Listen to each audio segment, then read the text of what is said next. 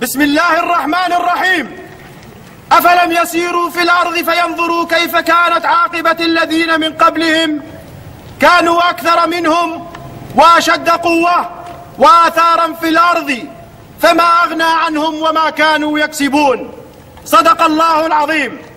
تم بعون الله توحيد كتائب علي بن أبي طالب وكتائب الشهداء تحت راية لواء التوحيد التابع للمجلس العسكري بدير الزور، وهم كتيبة نور الإسلام، كتيبة الفاروق، كتيبة الحسين، كتيبة المستعين بالله، كتيبة حذيفة بن اليمان، كتيبة بيارق النصر، كتيبة أبو بكر الصديق، كتيبة أبو دجان، كتيبة الشهيد حبيب العيسى، كتيبة سيف الإسلام، كتيبة حفظ النظام التابعة للواء التوحيد.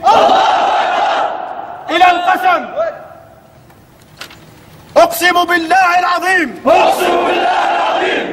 أن أجاهد في سبيل الله للخلاص من نظام الأسد المجرم